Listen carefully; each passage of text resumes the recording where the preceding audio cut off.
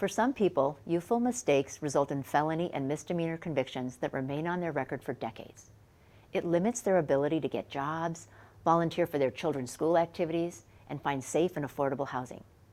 Until recently, the ability to expunge or seal a criminal record was limited. But there's good news. In April 2021, Michigan passed the Clean Slate Act, expanding expungement laws and allowing more residents to remove more convictions from their records permanently. For many Michiganders, these new expungement laws will be life-changing. Today on Legally Speaking, our guests will explain how those expungement laws have changed, who's eligible for expungement, and the impact this can have on people's lives. We'll be right back.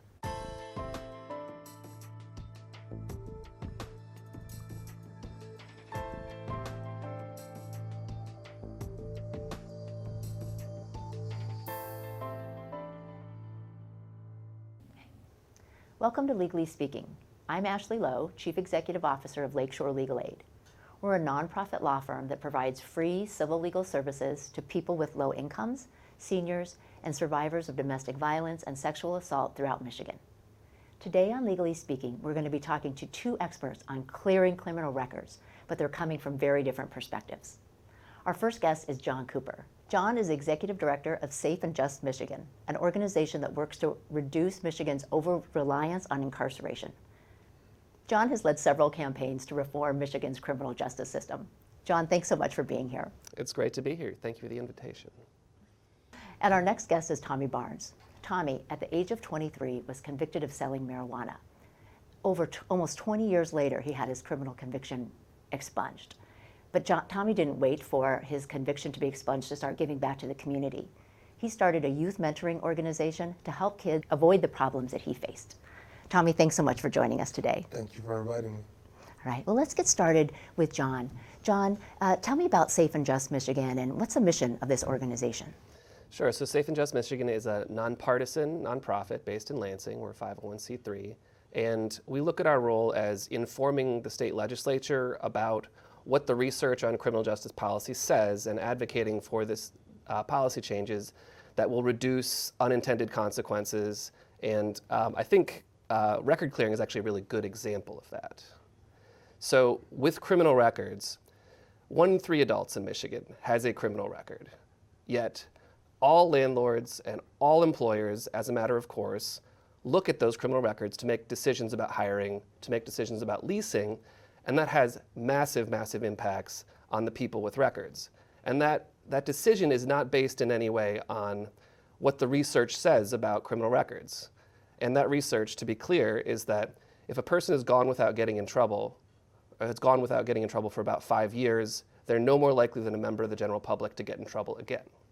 So we shouldn't use those old records to make decisions about whether a person is a good fit. So that's the idea behind expungement, right? After a certain amount of time, you can clear that off your record. That's right.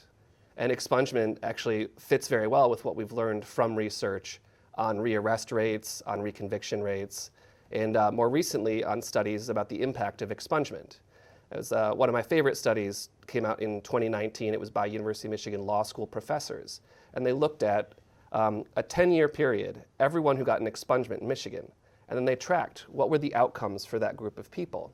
And what they found out was, first, that people who get an expungement are less likely than a member of the general public to be arrested again. They also found that within the first year, a person who gets an expungement sees their personal income increase by 23%. And along the same lines, employment rates within that group went up about 11%. So you see really, really massive economic outcomes with no downside from public safety. So that makes the case. We need to help people expunge a lot more records. And what does that mean, expunge? What happens in that process? Right, so what Michigan has is a system of public and non-public criminal records. Law enforcement has access to the non-public lien system. And there's a public-facing system that anyone can access, just with a search of the iChat system that the state police operates. So expungement takes that public record and moves it into the non-public, so it doesn't come up on background checks, so that it's not used by landlords or employers to discriminate against a person with a record anymore. So it's still there for law enforcement or other reasons, but it's not there for the general public to see. That's right. Okay, That's great. right. And so the laws changed in 2021. Can you talk about what those changes, the impact of those changes? Yeah, absolutely. So Michigan has had a expungement law on the books since the 60s. The problem has been it does not serve the vast majority of people who have records. So up until the Clean Slate law was passed in 2020, about 2,500 people a year were able to navigate this court process that you have to go through to seal your record. At the same time, the courts were issuing 250,000 convictions every year. So we're seeing the problem just get exponentially worse over time. So the fix to this needed to be not just helping more people access the court process, we needed a scalable solution to seal all these records that are coming out every year and have been for a very long time. So there's two phases to the campaign. The first one was to really expand eligibility to apply through the court process. And I'll talk more about sort of what specifically was changed there. The second phase, and this has actually not even gone into effect yet, it goes into effect next April, was an automatic expungement. And what that is it just says we're going to sunset criminal records that fit the statutory criteria after a particular amount of time. And so that's something that doesn't require an application, it doesn't require any fees to be paid, it doesn't require any action by any court. All it is a computer program that develops a list of people who are eligible, sends it to the courts to seal automatically. And so those folks who are eligible for an automatic expungement, they don't have to do anything? That's right. In fact, they might not even know that their records have been sealed. So that's a challenge that we're going to be working on with the supporters of Clean Slate, is to notify people that the automatic expungement is coming next April. And so that will be a big campaign that you'll be pushing that information out. And will it be just something that's out in the public that people need to find out about and then check their record to confirm that it's happened? That's right. Yeah. I mean, part of the issue there is so many people will be affected. Our estimate is between 500,000 and 1 million people in the state of Michigan will see their criminal conviction records cleared from the automatic expungement.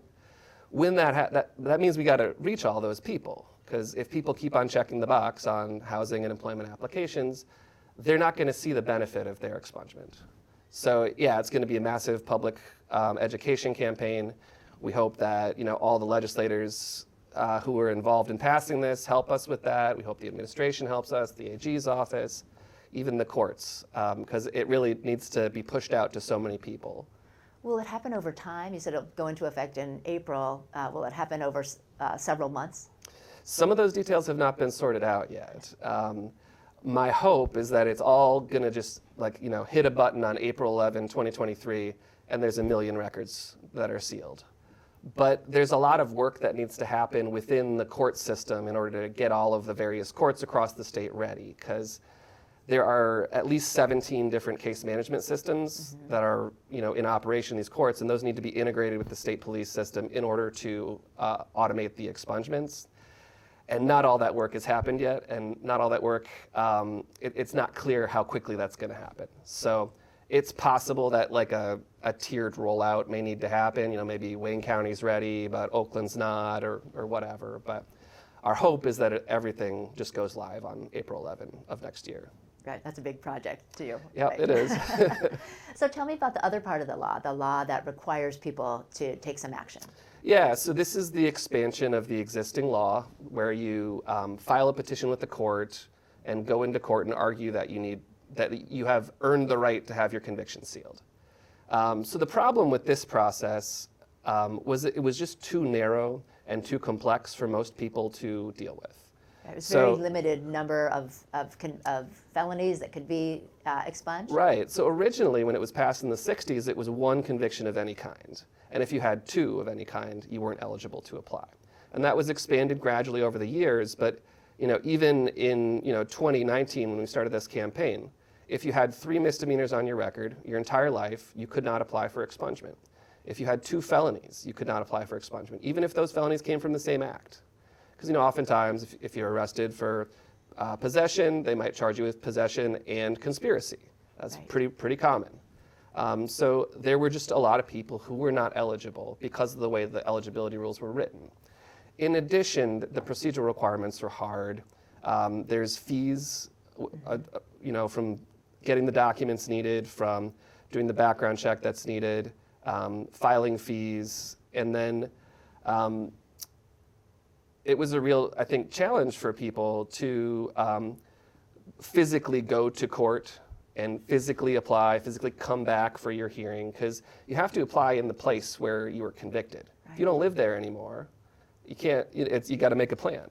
Or if you have a job, you got to make a plan to take time off, to file these documents, to go to your hearing. And I think, those various requirements were a real deterrent for people. So what we saw was just not that many people who were eligible were actually going through the process. Right, it's a really low number is that 2,500, right? That's not of very a many couple people. million people with records. I mean, it's microscopic.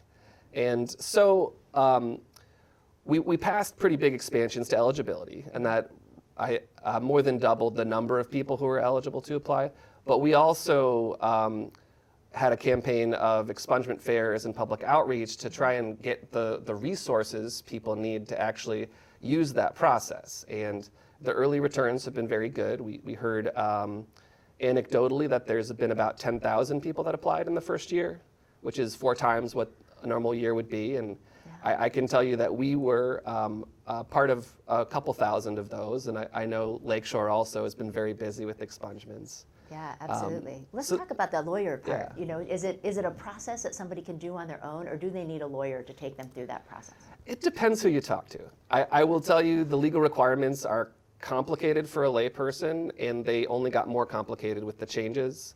So some of the changes in eligibility were the product of compromise within the legislature.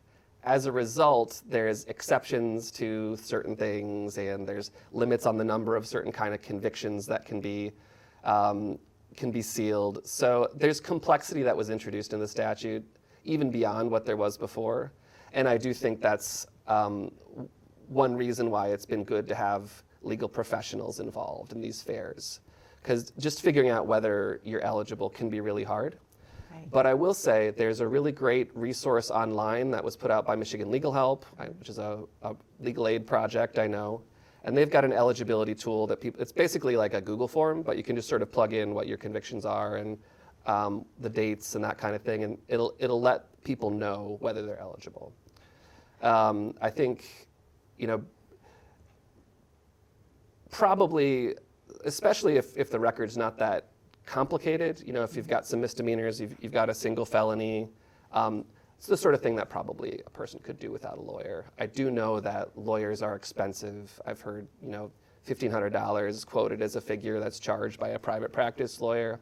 And obviously legal aid can't serve everybody. Right. So I think for the people that are comfortable doing it themselves, I think that's a good idea. But there are downsides to getting it wrong, including if a person's petition is denied by the judge, there's a 3-year cooling off period before they can apply again. And that's a long time in a person's life, obviously. Right. So if you're denied, if you mess up your application or you did something wrong, then you have a 3-year wait before you can try again. And I wish that wasn't in the law. It was actually something that wasn't in the original law passed in the 60s. I think it was introduced as part of a compromise a few years back. But, that really raises the stakes of getting it right the first time.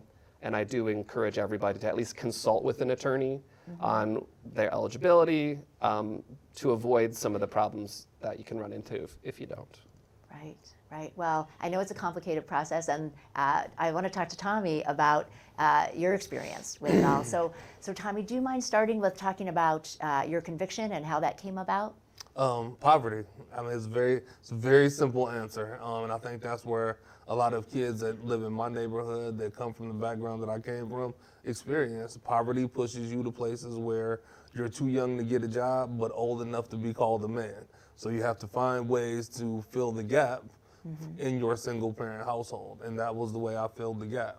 I couldn't get a job, so somebody helped me to learn a different set of skills that would ultimately end up in my felony conviction. So that's really how we got there.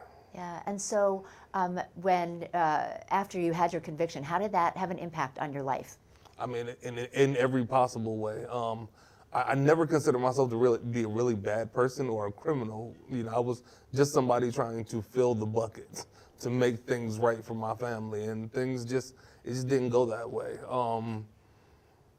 Yeah, once I got convicted, the fear sets in. So to John's point, like a lot of people you don't want to go back in front of that court to get your felony expunged, because the last time I was in court, I almost went to prison. So like, why would I want to go back? Like, I have all of these traumatic memories of this place. Why would I then want to go back here again and then beg for forgiveness? So it was like, I can start doing my good outside of these walls. I don't need that confirmation here. Right. I know we've done expungement fairs where we have the police there to do fingerprints, and a lot of people don't want to come because of just that reason. Why would I interact with the police when I've had a bad experience in that whole environment? I mean, it's traumatic because you got to remember. So I was charged with 2 felony charges on my first court case ever. So, and I got caught with this is the craziest thing ever. I'm sitting in the house with 2 ounces of marijuana in a bag that had cocaine residue. It was in the house. It wasn't on my person. It was in the house. So they charged me with all of those charges. Right, and then that's what you had to carry with you going Correct. forward. And mind you, no cocaine. Let me reiterate. Cocaine residue on the inside of a bag that was in a garbage can that they said that I was in possession of less than 25 grams of cocaine. So were you convicted both on the marijuana charge and the cocaine charge? Which the 2 felonies on the same act then put me into the category of not qualified to be expunged.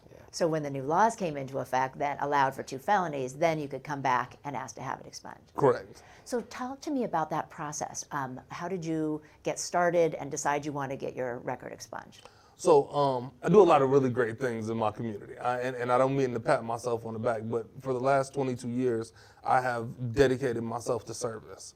So the things that we do in our community with the kids, I run an after-school youth program. I did that for quite some time to show kids how to work instead of finding their way down this negative path.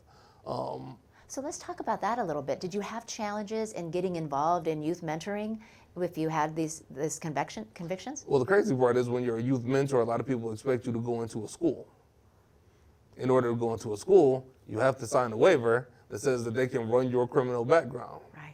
So the person that you want mentoring your kid to not do these things, to not find these pitfalls that I found, I can't go into school to consult with the teacher and the counselor to find out what this child is doing during the day because I won't pass a background check.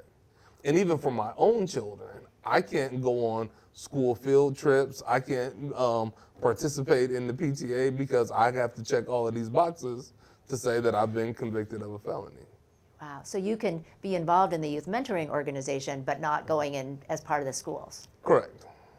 Wow. Wow. So did that motivate you to want to get your expungement? Not really. I mean, honestly, I met a really great lady who helped me along the path for expungement. Because the work that I do, the felony conviction almost became a point of pride. It was like, all right, look, this is what I did. This is what you don't want to do. Don't go this path. Don't run into this wall. So you were talking about it when you were doing your mentoring. Absolutely, absolutely. It's a huge motivator for why we were doing the mentoring in the first place. But then I met this great attorney by the name of Jody Switolski. And Jody and I had a lot of conversations. We worked on a community cohort in Clinton Township trying to address people's needs during the COVID-19 pandemic when we were all in quarantine. The Clean Slate legislation came out, and then Jody called me one day and said, what is it that we can do to, really impact the lives of people? I said, this thing changed, so let's do 10 of these. And she was like, how about my office will handle 20 of them pro bono? You go find me 20 candidates for expungement, and we'll cover all of their fees, and we'll handle it ourselves. So you didn't have to come up with that $1,500 per every expungement. Times 20 people. Right. Right. Right. And so in your experience, is this a process that you could have done on your own? Could you have managed it? Absolutely not. Absolutely not. My court date got canceled 3 times because they hadn't gotten approval back from the Attorney General's office yet. Right. So- That can be a really long So process. to go navigate, filing this paperwork with the circuit court and then filing with the attorney, I would never been able to navigate through all of that. No way. Right. Right. So it's been extremely helpful to have a law firm behind me standing on this and helping us get through this. So what's changed in your life since you got that expungement? Everything. I mean, literally everything. With the help of Safe and Just Michigan, I've become an impromptu celebrity in my community. And we've been able to help even more people. So today we've done almost 100 felony expungements through the Switolski law firm. Like that's the change. Like actually seeing people around me, the parents of kids in our program who couldn't get that job before, who couldn't qualify for that house before, whose entire lives are changing because of this Clean Slate initiative. I mean, it's amazing to watch the kids who were living in poverty now see mom get this new job, now see dad get this new career, now they qualify to go live in this community because they don't have to check those boxes anymore. Not only does it change the lives of those who were convicted of the felony, but for all of those around them too, because all of their children are benefiting now from them not having this on their record anymore. Right, and all those people, unlike you, who use that as kind of the thing that you were putting out in the community, not everybody wants to share that criminal background, and it gets in their way. Yeah, I mean, I was lucky. Like, I was lucky that this is kind of the path that God chose for me to be like, all right, this is the thing. You're going to go back in and help these people find their way out. But, like, that's not some people just want to go to work every day. Some people just want to get up, work their normal 9 to 5 and have equitable opportunities for employment and housing and education. Those things don't happen once you have to check that box. Every time you got to check that box, that's an instant judgment on your character, on who you are as a person, even though, these people have served their time, they've done things right, that you don't get the chance to see that shining light because it's always overshadowed by that check mark in that box. And yours was almost 20 years before, right? Right. And I've done nothing since. I've done nothing wrong since. I've only done great things for our community, and boom.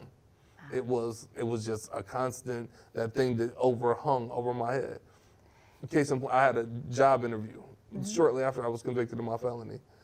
They offered me $140,000 a year starting in this position. I went through 5 interviews, got to they sent me the job offer. I walked into the office and the lady ripped it up in front of my face and said, your background check came back. Oh, man. 5 interviews, like 6-figure job that I was unable to take. And like what level of depression sets in once you go through something like that. So not only I'm trying to get my life on track here, but how? Like how do you navigate that when everybody seems to think that you are what your record says you are? Right. And not just right after you're released, but on and on and on until you finally get it expunged. With every traffic stop. So that's something that people don't talk about either. Every time I was stopped for not having a seatbelt on or running a stop sign, I'm in handcuffs in the back of a car. And a van full of kids, we're out on a mentoring trip. I'm literally in handcuffs sitting in the back of the car because they want to throw my car and find out if there's drugs in my car. All because of that happened when All you were because 23. something that happened 20 years ago. Oh my gosh. Well, John, hearing Tommy's story and the process that he's gone through, do you think that there's more work to be done in terms of the Clean Slate legislation?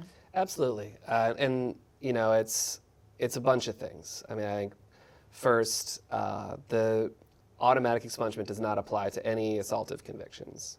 And there's also a list of financial crimes that are not eligible. We really need to expand eligibility under the automatic to cover more convictions, because there's, like the automatic expungement is probably going to help 30 to 40% of everybody with convictions in Michigan, but that means there's still 60 to 70% that is not eligible. We got to work on that. And I think with respect to the petition process, it needs to be online, it needs to be way easier, and it shouldn't have the fees that it does. Right, all those barriers that get in the way of That's something. right. Are folks able to go to have their hearing on their expungement? Are they able to do that virtually now? Some courts have been doing that. I don't know that all are, and we're in this sort of like post-COVID sort of, and there's a lot of uncertainty about what courts are going to look like because they've been all virtual during COVID, but some are back in person. Some may stop doing virtual. We don't know, and certainly for particularly people who don't live near the court they need to be at, the virtual is really helpful. Right. So we'll see what happens. And I think there's a lot of other things around the petition process too that need to be fixed. For example, there's a lot of judges that will not grant petitions if a person has outstanding criminal justice debt. And Right. Even though that's not part of the statute, right? that's right. That's right. And so that's a problem for a lot of people. There's a lot of people who can't pay off their criminal justice debt because they have a criminal record and it's holding them back. So that's something we really need to work on. I am happy that that's not an issue for the auto. That was one of the big issues in the Right. discussion legislatively. And our state was actually the first state to implement an automatic expungement without disqualification for unpaid criminal justice debt. So, John, are there places that people can go if they think they might be eligible for an expungement? Where can they go to kind of start this process and learn about it? yeah, so right now I think the best resource actually is the Michigan Legal Help eligibility tool. Okay. And that's michiganlegalhelp.com, or is it .org? .org. .org. Yeah. Yep, but we are hoping to, in conjunction with the launch of Auto, roll out something that's a little bit more visible and user-friendly, but that is still in the works. Great. But ideally, the day that Auto becomes effective, there will be a website that people can go to check, and maybe even with a QR code. So Wonderful. stay tuned. Great. Well, John, Tommy, thank you both for being here today and sharing your stories. I think you've given a lot of really important information to the community, and hopefully that will help people get their records expunged and remove all those barriers that you were talking about, Tommy. So thanks so much, and thanks for joining us on Legally Speaking.